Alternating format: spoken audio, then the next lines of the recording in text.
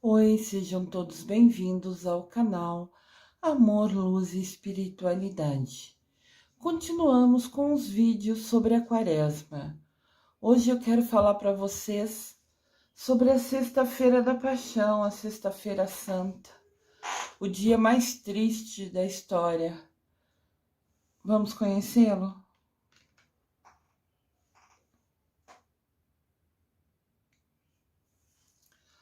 Sexta-feira da Paixão, dia de silêncio e reflexão, relembrando que Jesus Cristo morreu para nos salvar.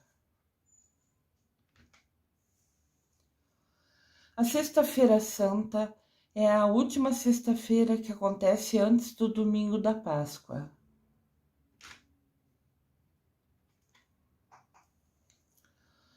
Também é chamada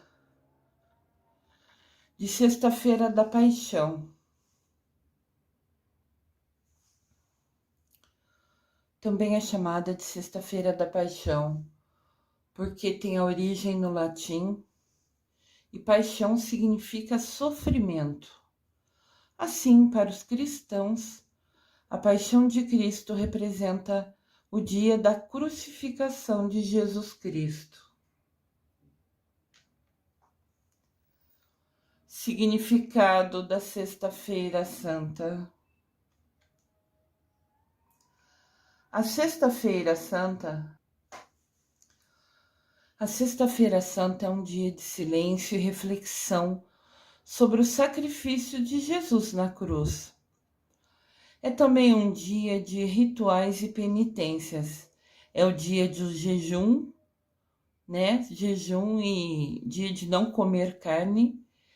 São somente 2 dias no ano que temos esse desafio, essa dedicação, esse compromisso com Deus, que é o jejum e a abstinência de carne. Óbvio que para quem nunca come carne, é tirar algum alimento que gosta muito, qualquer um, a sua escolha, aquele que realmente vai te fazer mais sentir falta.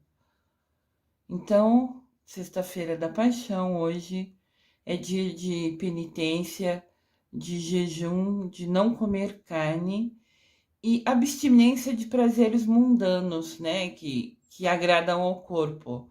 Comer, beber, dançar, tudo que for festa, hoje não é dia. Hoje é dia de silêncio, de reflexão, de oração, de jejum, de deixar de comer aquilo que a gente mais gosta, como uma prova, um compromisso, uma dedicação para Deus, para Jesus Cristo, claro que se igualando em 1/1000 de todo o sofrimento que ele teve, mas sendo um dia difícil para a gente. É claro que, óbvio, na vida da gente, tudo é escolha, A gente tem o livre-arbítrio. Mas se Jesus pede somente 2 dias de sacrifício, que é na quarta-feira de cinza, Primeiro dia da Quaresma, um dia depois da terça de carnaval, e hoje, o dia que Jesus morreu, acho que nunca será difícil, Claro que é um dia diferente, é um dia de silêncio. Não é dia de festa, de churrasco, de bagunça, de bebedeira. Não. É dia de estar conectado com Jesus, Relembrando todo o sofrimento que ele passou para perdão dos nossos pecados.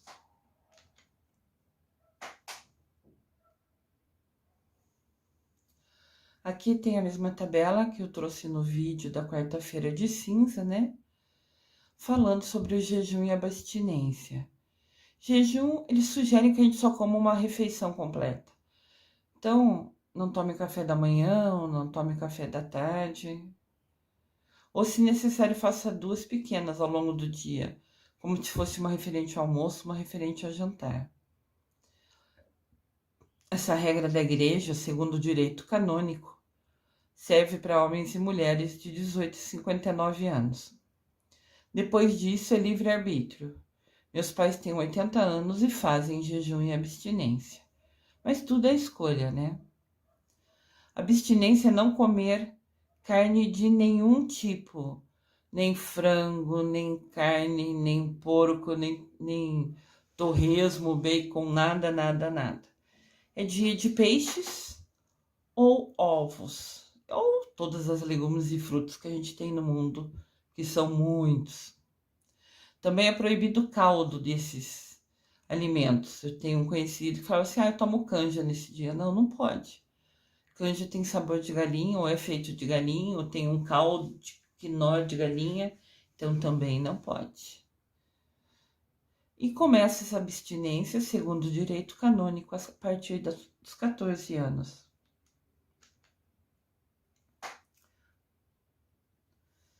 Eventos importantes da Sexta-feira Santa ou Sexta-feira da Paixão. O que acontece nesse dia? A via sacra, que é a gente acompanhar, relembrar, refazer os passos de Jesus carregando a sua cruz. O sermão das 7 palavras, e destaquei aqui, né, que é o dia do jejum e abstinência, que eu comentei no quadro anterior. Aqui tem uma imagem de Jesus sendo levado aos doutores, aos sacerdotes, né, para prestar conta. Quem viu meu vídeo de quinta-feira, ele se encerrou falando que Jesus, depois da última ceia, foi rezar, né, com os seus apóstolos. Isso na própria quinta-feira santa, eram umas 11 da noite. E ele foi preso no local que ele ficava, que ele se reunia, que ele rezava, porque Judas tinha vendido, traído Jesus, né? Vendido a esses mesmos doutores que aqui estão questionando e apontando o dedo para Jesus. Judas tinha recebido 30 moedas de prata para contar onde era o lugar que Jesus ficava. O lugar que ele rezava, aquele que se reunia. E Judas contou para esses doutores, e agora estavam tirando satisfação com Jesus Cristo, depois de prendê-lo. Após a sua prisão, Jesus foi julgado e açoitado. Açoitado é apanhou de chicote. Recebe uma coroa de espinho na cabeça e é levado à presença de Pôncio Pilatos. Pôncio Pilatos é como se fosse o prefeito, o governador da região que Jesus vivia. Então aconteceu tudo isso e levou ele para Pilatos. Daí Pilatos entrou na sala, chamou Jesus e perguntou-lhe: És tu o rei dos judeus? Porque Jesus sempre falava que ele era o rei dos judeus. E aí os doutores da lei, os sacerdotes ficaram bravos, por isso mandaram prender ele. E na segunda-feira, no vídeo de segunda-feira passada, né? Segunda-feira Santa, já havia comentado que Jesus tinha ido ao templo, né? A igreja de Deus, e viu todo um mercado na frente, vendedores, assim, abusivos, né?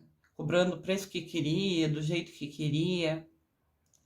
E ele destruiu esse templo, né? Ele quebrou as mesas, afastou as pessoas. Falou que não era para fazer bagunça na frente da casa do pai dele, né? Igreja é casa de Jesus, de Deus, né? Que é pai de Jesus. Então, por todos esses atos, os sacerdotes começaram a observar Jesus, a se incomodar dele falar que ele era rei dos judeus. Isso é ego, isso é orgulho. Fisicamente, Jesus nunca fez mal para ninguém. Mas o ego, o orgulho, os sacerdotes achando-se melhor que os outros, né, comprou a localização com Judas e foi atrás de Jesus. Então Jesus está na frente de Pilatos, que é o governador, é quem tem o direito, a autonomia de decidir sobre a vida de Jesus, né? Pilatos perguntou para ele: És tu o rei dos judeus? Jesus respondeu: Dizes isso por ti mesmo ou foram outros que te disseram? Lembrando, és tu o rei dos judeus? São palavras, eram expressões usadas naquela época, né? Tem algumas palavras, alguns verbos falados em tempos diferentes. Por isso, às vezes, a gente estranha. Mas como eu copiei da Bíblia, né? Então é exatamente como estava. Daí Jesus fala: você está falando isso por si mesmo? Ou você soube porque outros te disseram? Hoje é Sexta-feira Santa, Sexta-feira da Paixão, dia de silêncio e reflexão.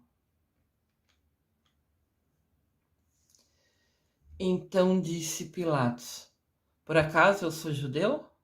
Ele não era, né? A tua nação, ou seja, os judeus, o povo judeu e os seus sumos sacerdotes, entregaram-te a mim. Que fizeste? O que foi que você fez?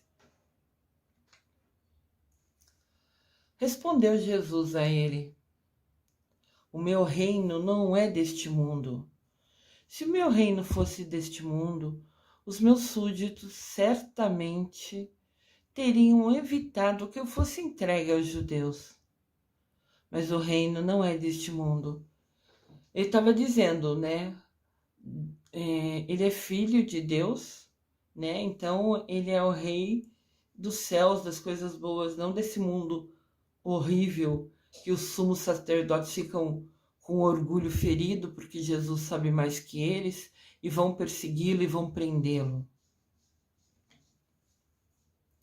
Jesus falando com Pôncio Pilatos, sempre sereno, sempre tranquilo, sempre seguro, porque sabia que essa provação era o que ele veio para vivenciar. Ele tinha que passar por isso para o perdão dos nossos pecados. Mas ele estava seguro de si. Sim, eu sou o rei dos judeus. Perdão. Eu sou o rei, mas não deste mundo.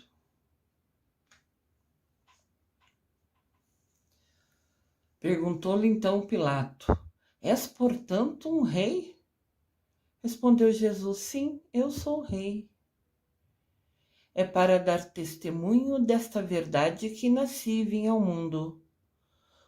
Tudo o que é da verdade você ouve na minha voz. Ou seja, ele fala tudo sinceramente, abertamente. Ele nunca escondeu nada. Sim, ele é rei. Você pode ver aqui ele diante de Pôncio Pilatos, que era o governador, sentado num lugar chique, castelo, tem umas torres ali no fundo, tem um guarda.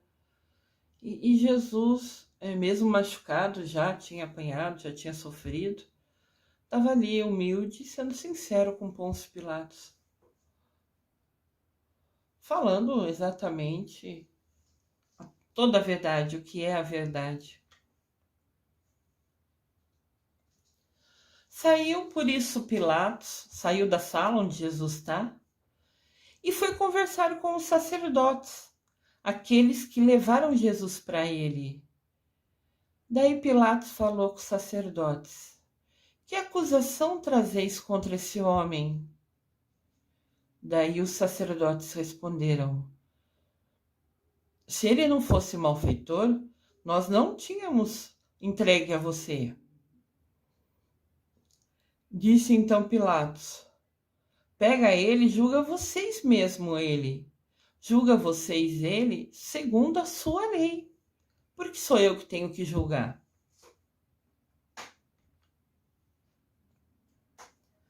Aí os sacerdotes responderam: não nos é permitido matar ninguém. Daí Pilatos falou para esses sacerdotes, considerados até príncipes. Em alguns trechos da Bíblia, os sacerdotes também são chamados de príncipes, que eram considerados inteligentes, os sábios do povo eram muito respeitados, né?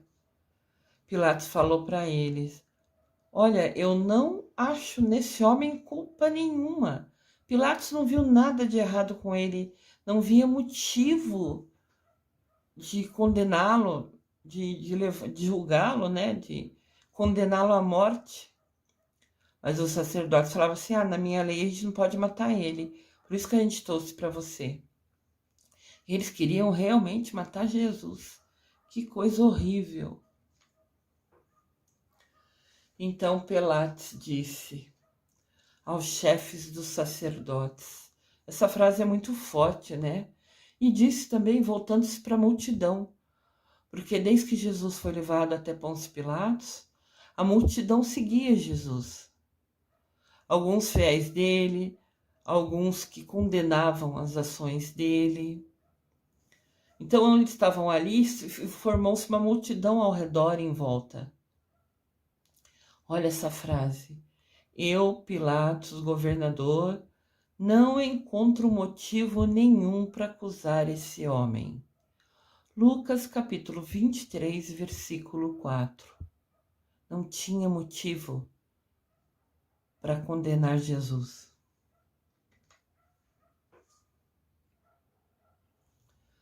Daí Pilatos foi até a beirada da mureta onde eles estavam e falou ao povo judeu: Eis o vosso rei. Mas o povo gritava: Fora com ele, fora com ele, crucifica-o. Pilatos daí perguntou para o povo: Mas eu vou crucificar o vosso rei? Daí os sumos sacerdotes, aqueles que estavam de ego ferido, com orgulho, porque Jesus sabia mais que eles, responderam: Não temos outro rei além do César.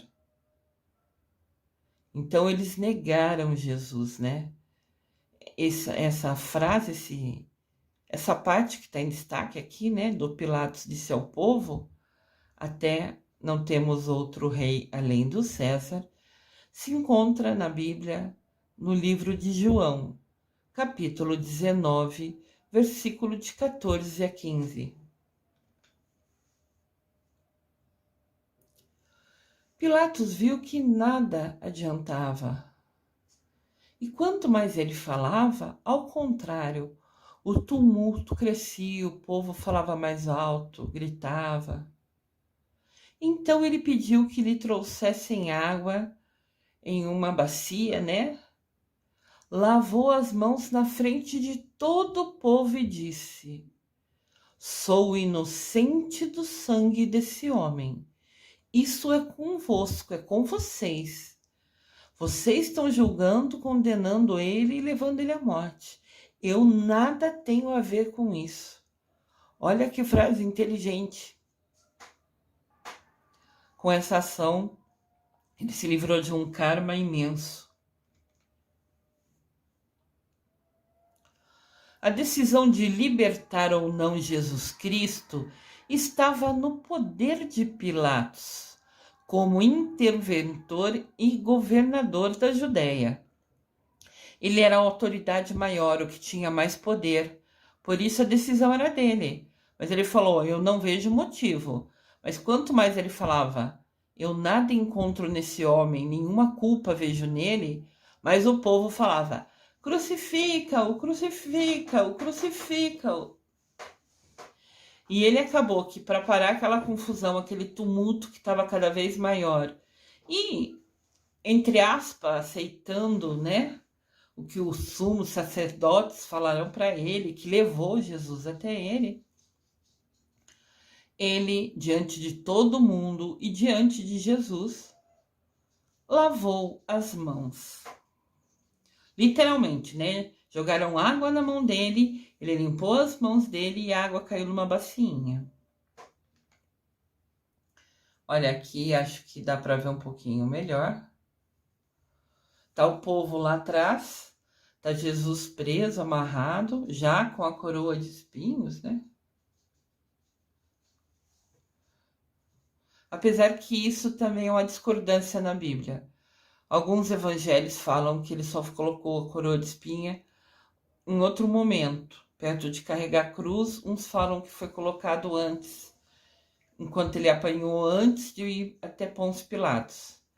Então, mas esses são alguns detalhes, né? Com certeza absoluta, infelizmente, ele foi crucificado com uma coroa de espinhos, ironizando, né, tirando sarro. Você não é o rei dos judeus?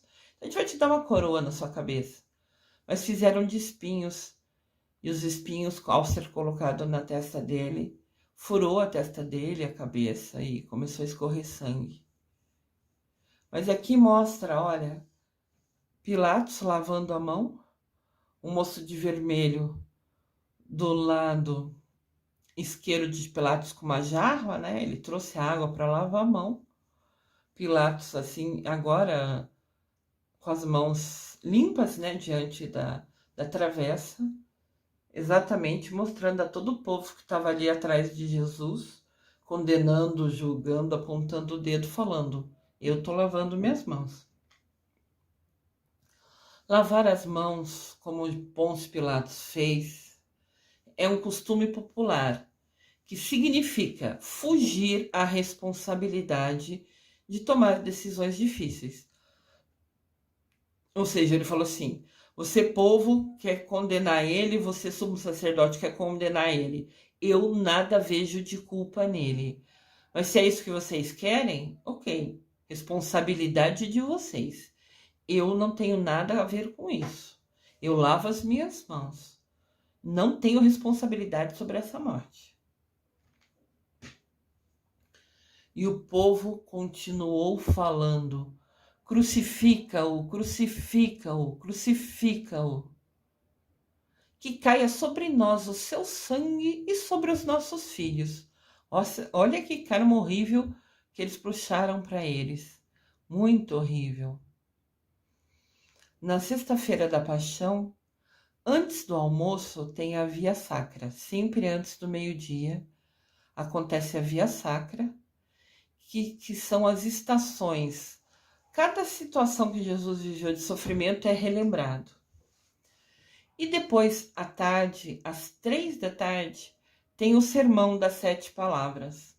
Chama sermão porque é o único dia no ano que não tem consagração, que não tem Eucaristia. É o único dia do ano que não tem. E quando a gente revivencia, a gente lê, né, essa parte de Pilatos lavando as mãos e do povo condenando Jesus, falando crucifica-o, crucifica-o. E na leitura que a gente faz lá na igreja, nós, povo, fala crucifica-o, crucifica-o. Porque foi o povo que condenou ele, né? Foi devido a esse povo, devido a nós, que ele morreu para perdão dos nossos pecados. Mas quando o povo gritou isso para ele, puxou para si um karma para ele e para os filhos. Que coisa triste. E foi assim o ponto final que infelizmente levou Jesus a ser crucificado.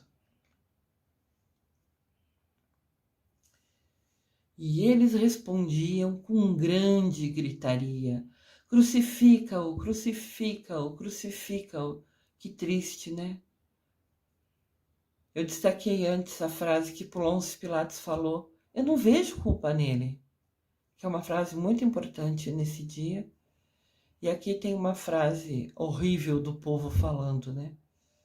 Crucifica-o. Aqui está marcado em Marcos, né? Está destacada essa frase também em Marcos, capítulo 15, versículo 13. Pilatos, então, libertou Barrabás, porque sempre era costume crucificar alguém, e Barrabás era um ladrão que já tinha roubado, que já tinha matado. Daí tinha dois para ser julgado, que era Jesus e Barrabás. Claro que destacam para a gente só o que foi falado de Jesus, porque é o centro do nosso foco, né? Daí, como ele ia crucificar Jesus porque o povo queria, porque os sumos sacerdotes queriam, ele acabou libertando Barrabás. Mas Barrabás era um ladrão, era assim alguém muito do mal, vamos falar assim, né? Já tinha feito muita coisa errada. Mas como só crucificava um, e dele libertou o bandido, o ladrão. Daí Pilatos mandou açoitar, né, que é bater de novo de chicote em Jesus, e entregou ele para ser crucificado. Isso está em Mateus, capítulo 27, versículo de 24 a 26. Mateus, capítulo 27, versículo de 24 a 26. Depois de condenado, Jesus carrega a sua própria cruz até o Calvário, Monte Calvário. Hoje em dia, a palavra Calvário, às vezes, é associada a sofrimento, lembrando esse caminho que Jesus fez, né, carregando sua cruz. Eu já vi alguns conhecidos falar, nossa, aquela pessoa está passando por um calvário. Ou seja, está passando por muito desafio, por muita dificuldade, né? Essa palavra Calvário, devido a essa caminhada de Jesus, significa, né?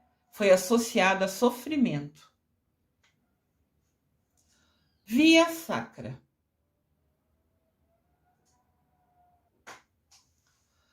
Via Sacra é uma prática da piedade através da qual se recordam as 14 estações ou os 14 passos realizados por Jesus durante a sua caminhada para a crucificação, geralmente feita com orações diante da representação das cenas da Paixão de Cristo. Quando você ouve Paixão de Cristo, é como se fosse a caminhada de Jesus até ser crucificado. O que a gente vê aqui na Via Sacra são 14 fatos importantes que aconteceram na caminhada, desde que Jesus foi condenado lá por Pôncio Pilatos, né, influenciado pelos sumos sacerdotes e pelo povo, até ele ser crucificado. Então, é importante destacar aqui que são 14 estações. A igreja, às vezes, faz as estações, sabe, cria um percurso dentro do bairro, da região onde é a igreja, começa saindo da igreja a primeira estação e vai sendo feita cada uma das estações. Cada uma das 14 estações tem uma parada e é feita uma leitura, uma frase, ou relembrado aquele momento. São 14 destaques. Algumas igrejas ou comunidades, ou paróquias, né, que são igrejas maiores, como se fosse a matriz das comunidades, às vezes encena, faz um teatro, né, vivenciando os 14 passos. Sempre é relembrado os 14 passos. Aqui tem uma imagem sintetizada, unida, né? Vocês podem ver que tem 7 imagens em cima e 7 imagens embaixo. São as 14 estações. Tem estações que chama Jesus cai a primeira vez, Jesus cai a segunda vez. Tem assim, são passos, momentos difíceis. A Via Sacra realmente são momentos difíceis relembrados sobre a caminhada de Jesus rumo a ser crucificado. E tudo isso ocorreu na Sexta-feira Santa, no dia de hoje.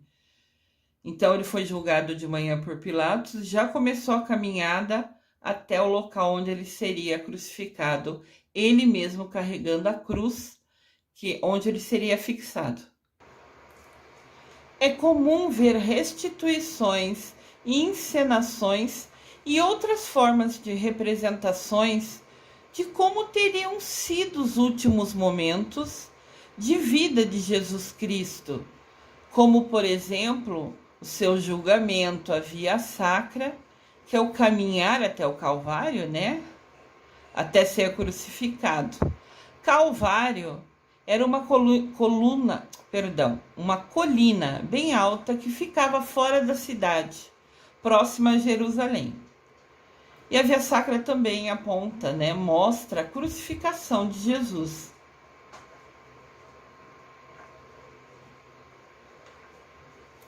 Aqui, por exemplo, tem uma imagem de uma região, né, que encena a paixão de Cristo. Você pode ver que tem algumas pessoas da comunidade segurando nas mãos ali, fazendo como se fosse um cerco, né? Uma corrente para impedir o povo que está assistindo de entrar no local. E você pode ver que tem pessoas vestidas de soldado romano, né? Pessoas vestidas como aqueles que estavam empurrando Jesus para carregar sua cruz. E esta imagem mostra Jesus caído no chão com a sua cruz nas costas, né? Então foi uma das vezes que Jesus caiu e aqui está sendo encenado. Então tem os soldados romanos empurrando Jesus, cutucando. Eles têm falas também. E Jesus, né, aqui está encenando uma das vezes que Jesus caiu ao longo do caminho, carregando aquela cruz de madeira super pesada nas suas costas. A procissão da Via Sacra é realizada sempre na parte da manhã, na sexta-feira da Paixão.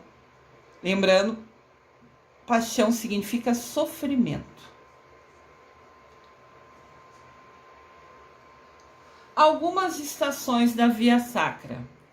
Jesus encontra a Mamãe Maria. Ele está caminhando, ela consegue se aproximar dele. Óbvio que foi um momento super triste, né? A mãe vê seu filho indo para a crucificação.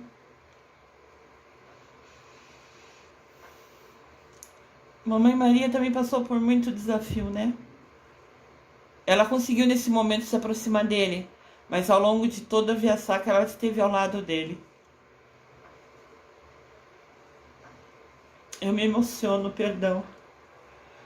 Eu sou sensitiva, eu sinto tudo isso. Eu me ponho no lugar de Mamãe Maria, fico agoniada. Então, essa estação, ela conseguiu se aproximar dele. Mas ao longo de toda a Via Sacra, ela esteve perto dele. Olhando, rezando, indignada por tudo que ele estava passando, né? Cirineu ajuda Jesus a carregar a cruz.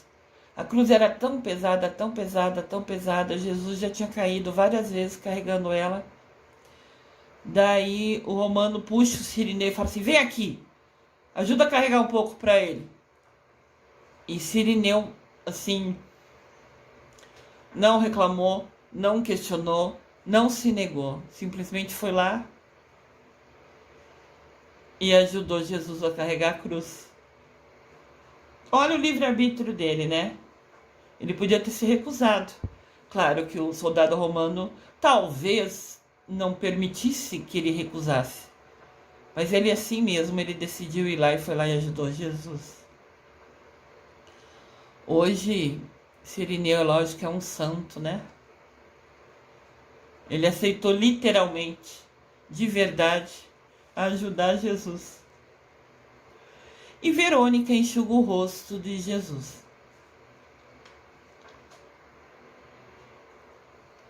Aqui tem a imagem de Maria quando encontra Jesus.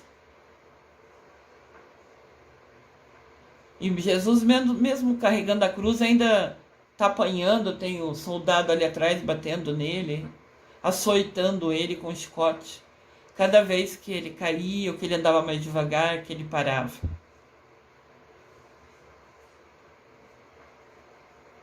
Foi um momento que Mamãe Maria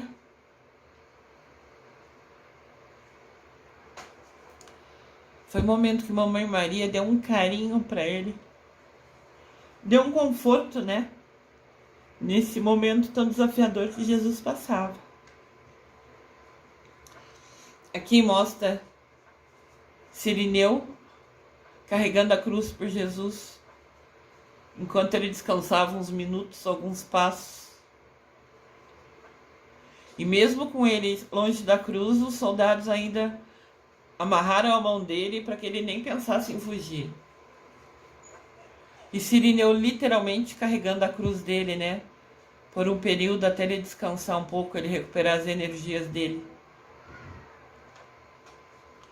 E aqui mostra Verônica enxugando o suor do rosto de Jesus.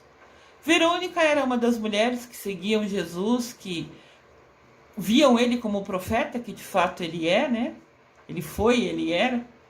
Então, ela conseguiu se esquivar, passar por baixo assim dos soldados, porque faziam um cerco de soldados em volta dele, protegendo ele, para ninguém tentar livrar ele, né? Sei lá, deixar ele escapar dali. Eles faziam um cerco em volta de Jesus. Então, Verônica, vendo que ele estava escorrendo suor e sangue daquela coroa de espinho que foi enfiada na cabeça dele, escorria sangue, né, pela testa, ia para os olhos, para o rosto, e o suor de carregar aquela cruz pesada, né, ele estava escorrendo suor, e Verônica conseguiu ter o carinho, a coragem, a ousadia, né, de passar por baixo lá do cerco que os romanos faziam, chega até Jesus e só tocou um pano que ela tinha na mão dela, tocou no rosto dele.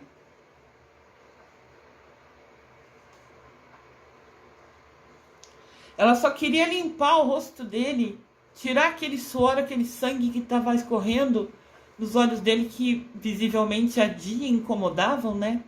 O suor é salgado, então quando toca os nossos olhos arde, né?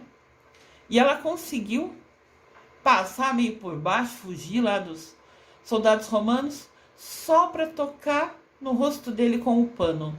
Ou seja, limpando, tirando aquele sangue do suor, tirando o sangue e o suor do rosto dele, para parar de arder o olho dele, para ele conseguir voltar a ver um pouco melhor. E Jesus abençoou ela, que ele deixou a marca do rosto dele no pano dela. Olha que bênção! Pela coragem, pela ousadia de passar por baixo de fuzil, de ser determinada para ir lá só enxugar o rosto dele. De presente ele deixou para ela a marca do rosto dele nesse pano. Eu vou fazer um vídeo mais para frente, talvez a semana que vem, contando para vocês sobre Verônica, outra mulher que virou santa, pela preocupação, pelo cuidado, pela atenção com Jesus. Vou fazer um vídeo falando um pouquinho sobre esse pano abençoado, né? Que ficou com o rosto de Jesus.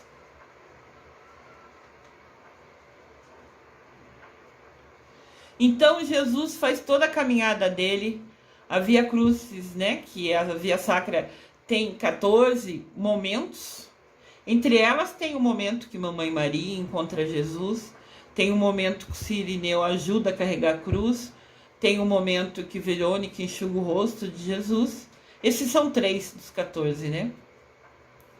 E quando chega ao meio-dia exatamente, Jesus é pregado na cruz. Por isso que a Via Sacra é sempre feita na sexta-feira, antes do meio-dia. Porque simbolicamente, né, a gente repetindo os passos de Jesus, meio-dia Jesus é pregado na cruz. E ele é pregado entre dois ladrões, né? Isso que de um lado dele tinha um ladrão ruim, do outro lado tinha um ladrão bom. Bom assim, ele foi ladrão, ele fez coisa errada. Mas ele achou errado Jesus estar sendo crucificado.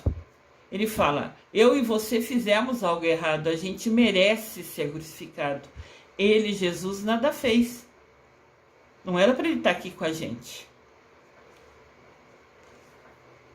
E o outro fala assim, você está aqui é porque merece.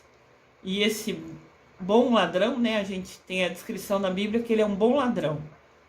Fala, imagina, ele nada fez, a gente merece estar aqui, ele não. E Jesus vira e fala para ele, pois hoje mesmo, Jesus fala para ele, só de ouvir ele falar aqui, ele fala, pois hoje mesmo você estará comigo à direita do meu Pai. Porque o ladrão bom se arrependeu, né? Falou, nossa, realmente a gente merece. Ele não. Jesus vira para ele e fala, hoje mesmo você estará comigo ao lado do meu Pai. Olha que bênção! E havia naquela época a prática, que era costume, que era comum, de colocar uma tábua, uma plaquinha na cruz, falando o motivo, por que aquela pessoa foi condenada, por que aquela pessoa foi morta. Tinha assim, a culpa dele era descrita, né, numa plaquinha em cima da cruz, onde o condenado era crucificado.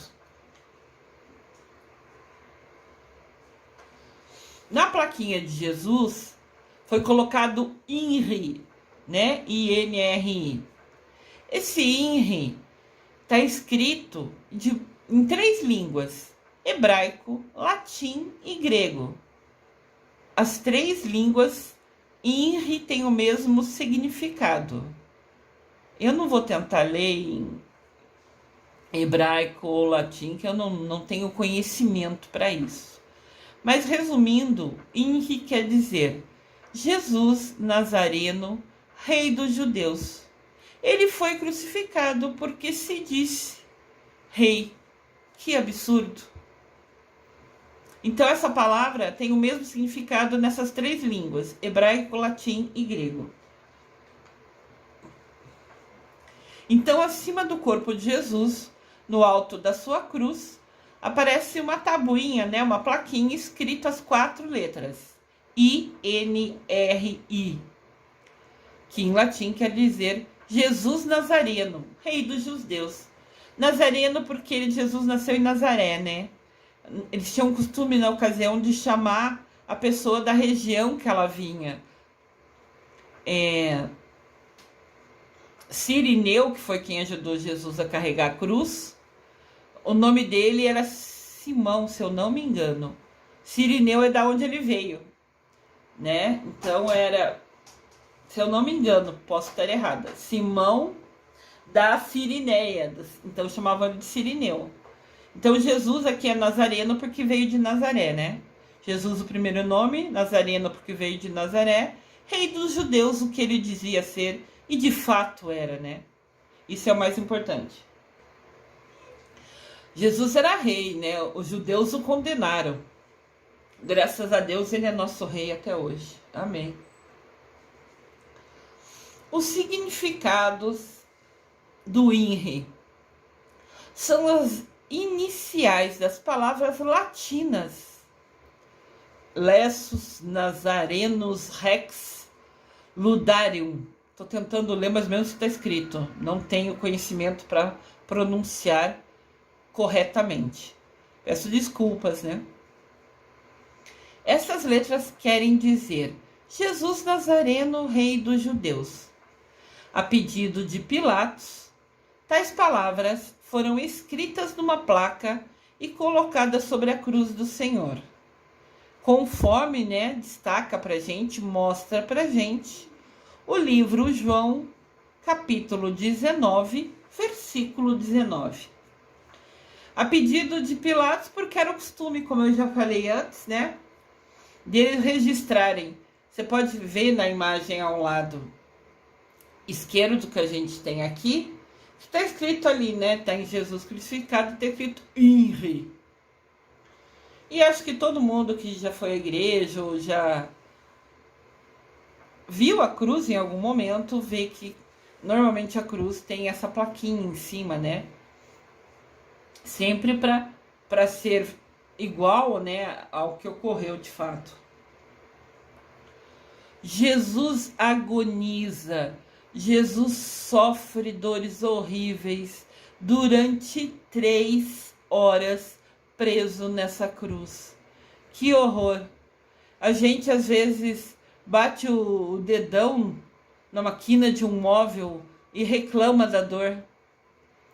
Jesus teve suas mãos e seus pés furado por pregos enormes para prender, fixar a mão e os pés dele na cruz, porque ele fica pendurado nela, fixado nela. Então esse prego era muito grande, era muito largo, era horrível. E pregou uma em cada mão, né?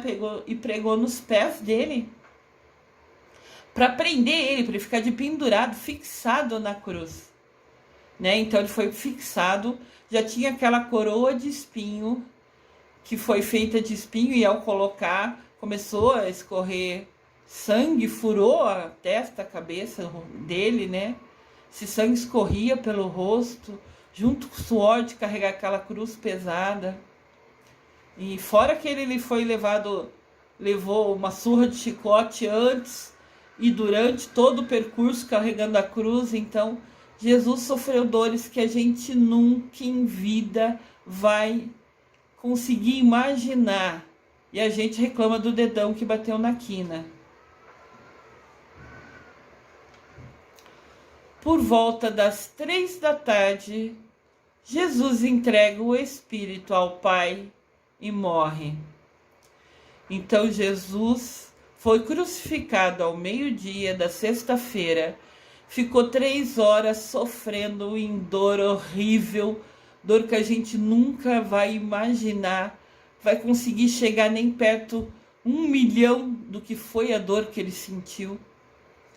E às 3 da tarde, Jesus morre. Nessa hora, às 15 horas, na Sexta-feira Santa, acontece o sermão das 7 palavras. É sermão porque é revivendo o sofrimento de Jesus. É a gente se reunindo para rezar por ele, para pedir perdão para ele, para agradecer ele por morrer, para o perdão dos nossos pecados. Às 3 horas da tarde na sexta-feira é a dor, é a hora mais triste do dia. Ou, pensando bem, talvez seja a hora que ele foi para Deus não é a pior hora, talvez do meio-dia às 3 seja a pior hora, que ele ficou sofrendo com tantas dores horríveis.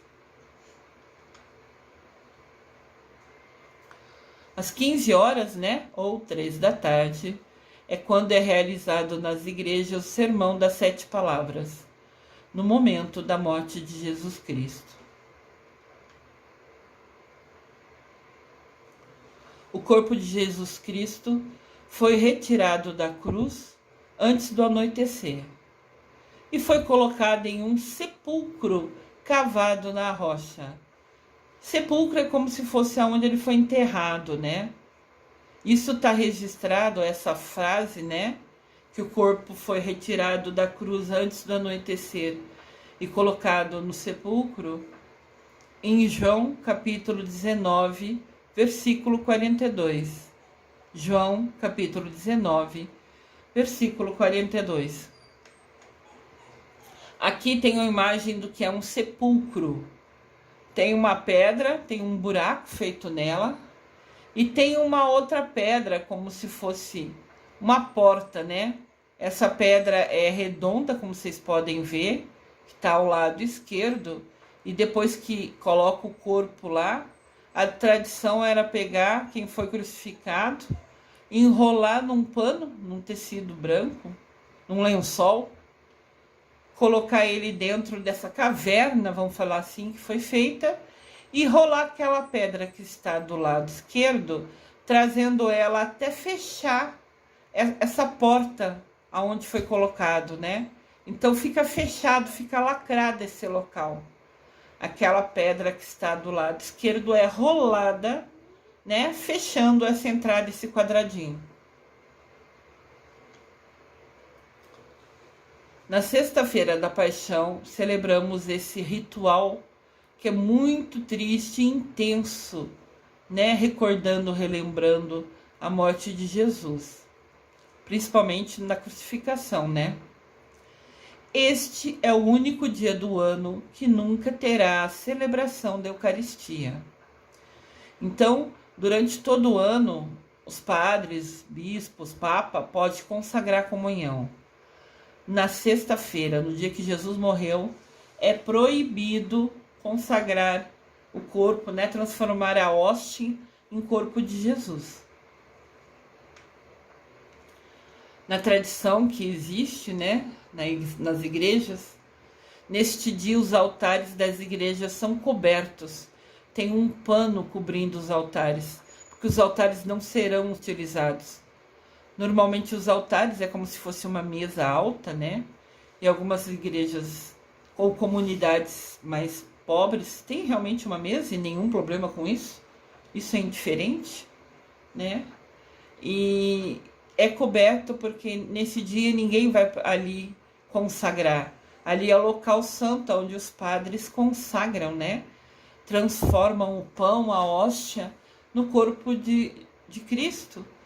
E nesse dia, como não tem, é feita a leitura dos momentos que Jesus sofreu, essa leitura de lavar as mãos, de Pôncio Pilatos, que eu narrei para vocês aqui, é repetido nesse sermão das 7 palavras, né? Mas então o altar é coberto porque ninguém vai chegar ali, não vai ter consagração. Nesse dia também, na sexta-feira da Paixão, dia que relembro quando Jesus morreu, é proibido celebrar qualquer outro sacramento também. Eucaristia é um dos sacramentos. Eu vou fazer um vídeo mais para frente falando sobre os 7 sacramentos que existem. Eucaristia é um dos sacramentos. Mas nesse dia, sexta-feira santa, é proibido fazer qualquer um dos sacramentos. Só é permitido confissão.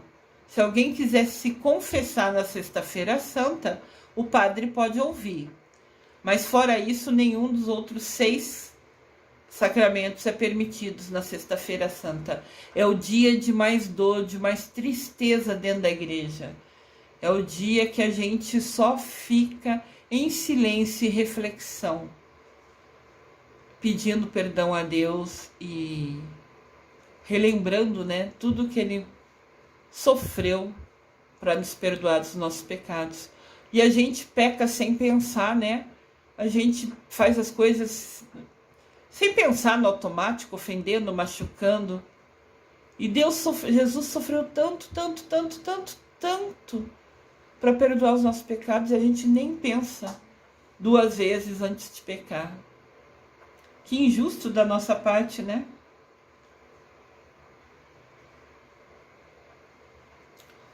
Sexta-feira da Paixão.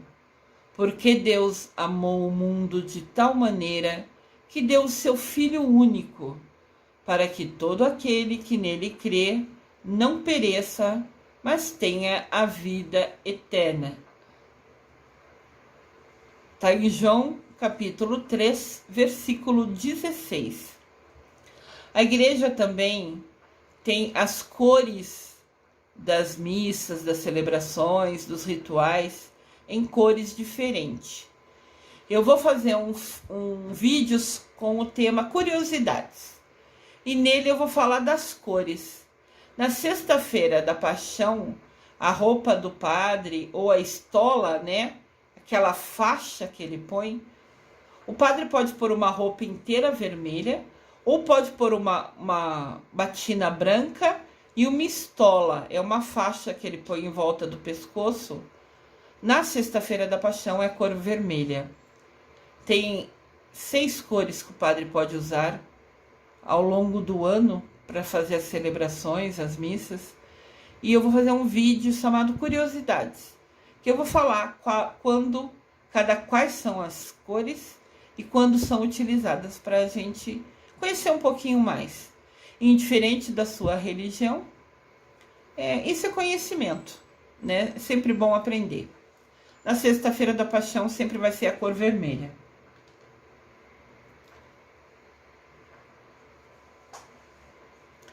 Neste dia, como eu falei, ocorre o sermão das 7 palavras. E nesse ritual, quando a gente vai à igreja participar do sermão das 7 palavras, nós somos convidados a olhar, a contemplar o crucifixo em silêncio. Cristo nos amou até doar a última gota do seu sangue para perdão dos nossos pecados. Na sexta-feira santa, até a natureza silencia-se. O cordeiro é morto, é imolado. Cordeiro representa Jesus Cristo, né? Alguém puro, santo, foi morto, foi imolado. Jesus morre na cruz dizendo: Pai, em tuas mãos entrego o meu espírito. Isso está registrado em Lucas, capítulo 23, versículo 46. É importante falar que o sermão chama das 7 palavras, porque Jesus na cruz fala 7 frases, na verdade.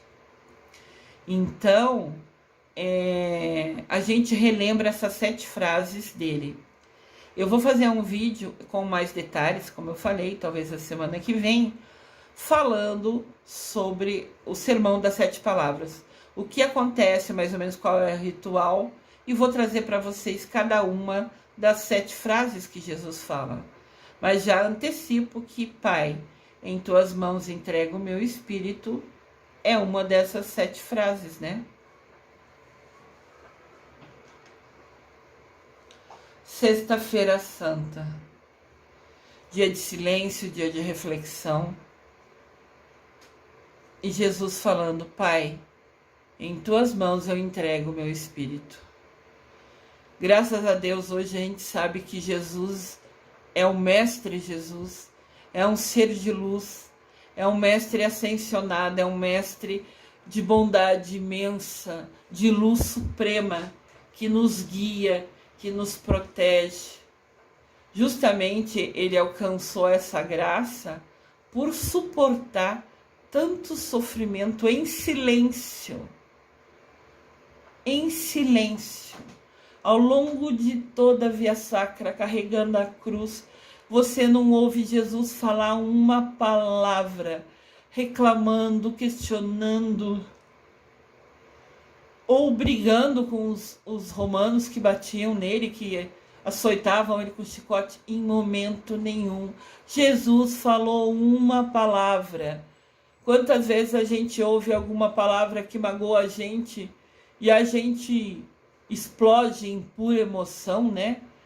E retruca e responde e quer falar, de repente, alguma coisa que ofenda quem te ofendeu.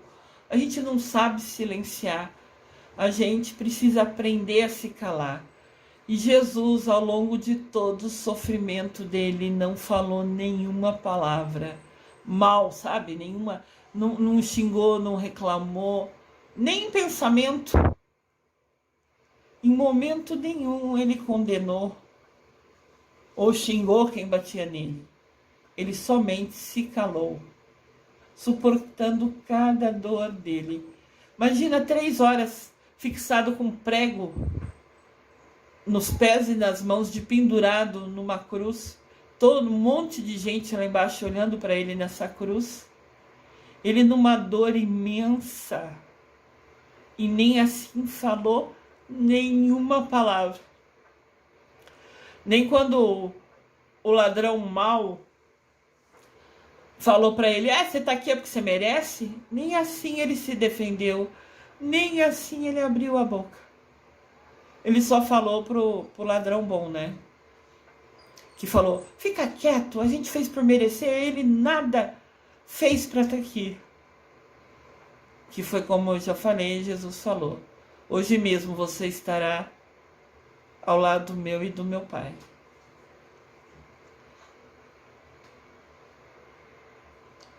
Nessa cruz, Jesus entrega a sua história, era a missão da vida dele. Jesus nos entrega ao Pai. Com essa entrega dele, Jesus coloca em prática o seu ensinamento. Ninguém tem maior amor do que aquele que dá a vida por seus irmãos. Tem uma música que fala sobre isso, né? Prova de amor maior não há que doar a vida pelo irmão. A gente canta essa música na Sexta-feira da Paixão, várias vezes, em vários momentos, às vezes ao longo da Via Sacra, na caminhada da Via Sacra, né? Nessa procissão que ocorre a encenação e todo o povo vai atrás, vai assim, às vezes milhares de pessoas acompanhando, e não importa se está chovendo ou não, pega seu guarda-chuva e vai igual, cantando, acompanhando Jesus em cada passo do seu sofrimento. Então, como a música fala, né? Prova de amor maior não há que doar a vida pelo irmão. Jesus fez isso pra gente. Passou por dores inenarráveis e fez isso pela gente.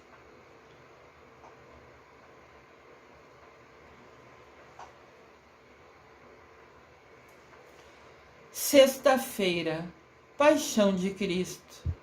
Que esse dia seja lembrado não com dor nem tristeza, mas agora, após relembrar todos os passos, ele seja lembrado com alegria, com temor a Deus, com respeito, com admiração, com louvor e com gratidão a Deus por ter entregado seu único Filho, Jesus Cristo, a morrer na cruz para que em nós houvesse vida e salvação.